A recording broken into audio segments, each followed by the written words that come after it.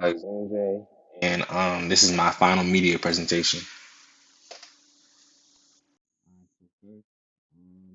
We've got personal relationships versus social relationships.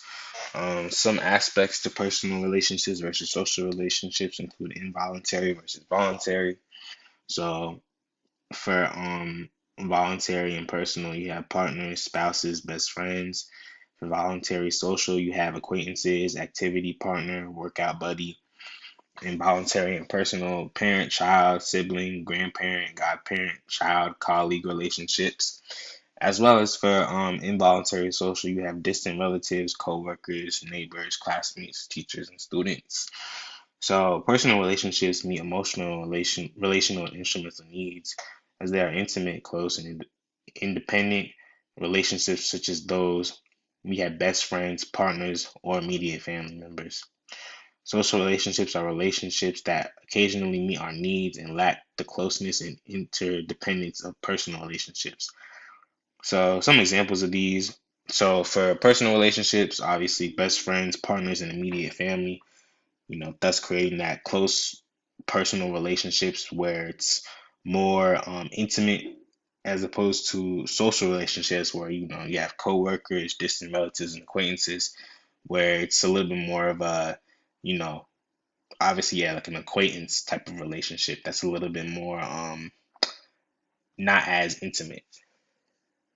Some stages of relational interaction include coming together. Um, you got like about five different aspects of it. So initiating, someone could be like, "My name's Rich. It's nice to meet you." For experimenting, someone might say, "I like to cook and refinish furniture in my spare time. What about you?" For intensifying, somebody might say, "I feel like we've gotten a lot closer over the past couple months." For integrating, somebody might say to a friend, they might say, we just opened a bank account together. And then for bonding, somebody might say, "I can't wait to tell my parents that we decided to get married." Um, as far as coming apart, some aspects include differentiating. I'd really like to be able to hang out with my friends sometimes. Circumcising, um, circumscribing. Don't worry about problems I'm having at work. I can't deal with it, or I can deal with it. Stagnating to self. I don't know why I even asked him to go out to dinner. He never wants to go and have a good time. Avoiding. I have a lot of I have a lot going on right now, so I probably won't be home as much. And then terminating. It's important for us both to have some time apart.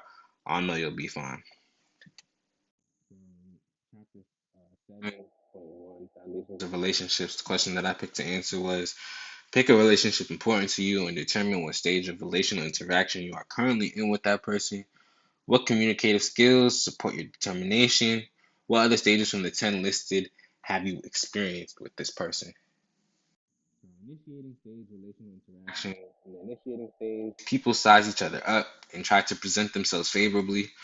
Whether you run into someone in the hallway at school or in the produce section at the grocery store, you can scan the person and consider any previous knowledge you have of them, expectations for the situation, and so on. Initiating is influenced by several factors, which I will get into next. An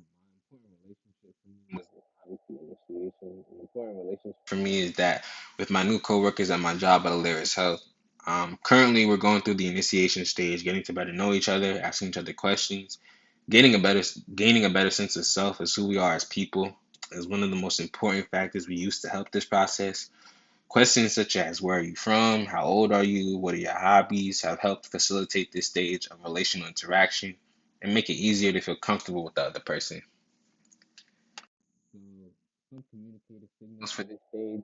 So, key communication signals for this stage: certain questions such as "Hi, I am so and so," enter your name, "Nice to meet you," how are you, where are you from, what are your hobbies.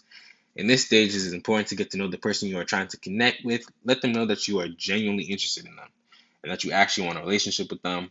Body language is very important in this process.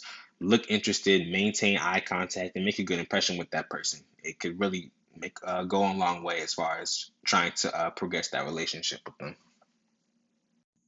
experimenting stage in relational interaction. The scholars who developed these relational stages have likened the experimental stage where people exchange information often move from strangers to acquaintances to the sniffing ritual of animals from Knapp and Evangelisti 2009. So I'm also currently experiencing the experimenting stage with some of my coworkers at my job. So next we'll go into some of the topics discussed in that. Stage of my interaction. So in my initiating stage of my new relationship with my coworkers, I've also experienced the experimental stage as well, as far as exchanging information, small talk, asking questions such as "I like to run in the morning. How about you?" is a great example of experimenting relational interaction in this process. Um, so as far as how that process has been going, initiation stage has really helped progress that, and it's also leading to the experimenting stage, and it's helped a lot.